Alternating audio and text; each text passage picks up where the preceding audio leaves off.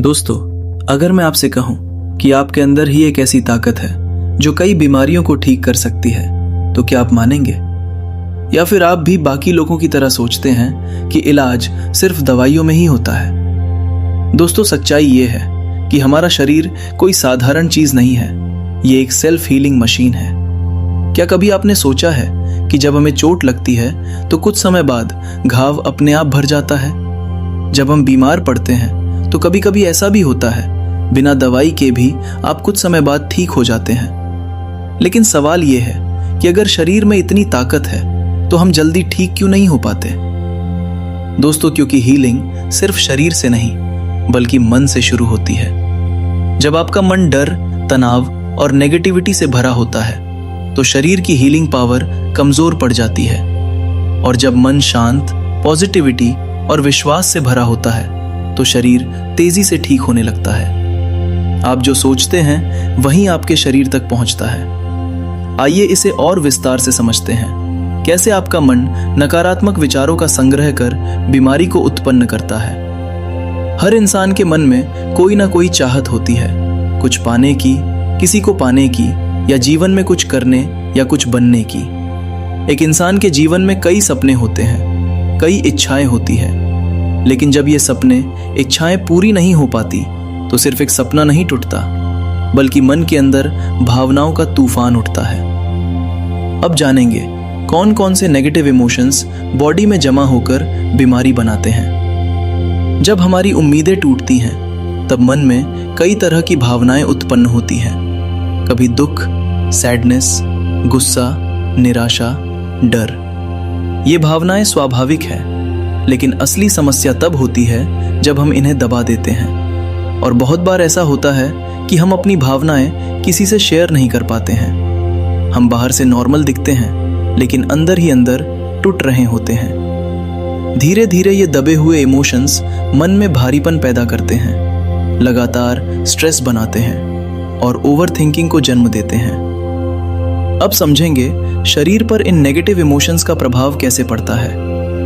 मन और आपका शरीर अलग नहीं है। जो मन में चलता है उसका असर शरीर पर जरूर पड़ता है। जब नेगेटिव इमोशंस लंबे समय तक दबे रहते हैं तो शरीर में स्ट्रेस हार्मोन्स जैसे कॉर्टिसोल बढ़ जाते हैं और धीरे धीरे इन रूपों में दिखने लगते हैं। सिर दर्द, थकान, नींद की समस्या, पाचन खराब, कमजोरी या घबराहट।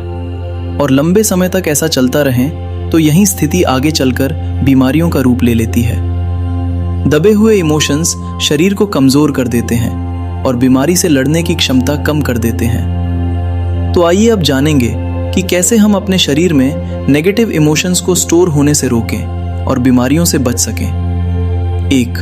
भावनाओं को पहचानें। सबसे पहला कदम है ये समझना कि आप क्या महसूस कर रहे हैं। क्या आप दुखी हैं, गुस्सा हैं या अंदर कोई डर है? जब आप इमोशन को पहचान लेते हैं तो वो आधा खत्म हो जाता है। 2. एक्सप्रेस करना सीखें। भावनाओं को दबाना सबसे बड़ी गलती है। किसी भरोसेमंद इंसान से बात करें, डायरी में लिखें, अगर मन करे तो रो लें। याद रखें, रोना कमजोरी नहीं, हीलिंग है। 3. सांस और ध्यान। जब इमोशंस बहुत ज्यादा बढ़ जाएं, 5 से 10 मिनट गहरी सांस लें। सिर्फ अपनी ब्रीदिंग पर ध्यान दें। इससे नर्वस सिस्टम शांत होता है और इमोशंस धीरे धीरे रिलीज होने लगते हैं। 4. शरीर को मूव करें। टहलना, योग या हल्की एक्सरसाइज, डांस करना। शरीर में फंसी एनर्जी मूवमेंट से बाहर निकलती है। 5. लिखकर बाहर निकालें। जो आप किसी से नहीं कह पाते उसे कागज पर लिख दें। मुझे क्या दुख है, मैं क्यों परेशान हूं? लिखने से मन हल्का होता है और क्लैरिटी मिलती है। 6. खुद को स्वीकार करें। अपने इमोशंस को गलत मत समझिए, खुद को जज मत कीजिए। जो आप महसूस कर रहे हैं वो आपकी इंसानियत का हिस्सा है। 7. ओवर थिंकिंग को रोकें। बार बार वही बात सोचते रहना इमोशंस को और गहरा कर देता है। ध्यान को कहीं और लगाएं, कोई प्रोडक्टिव काम करें। 8. जरूरत हो तो मदद लें। अगर इमोशंस बहुत भारी लगें तो किसी काउंसलर या थेरेपिस्ट से बात करना सही कदम है। मदद लेना कमजोरी नहीं, समझदारी है।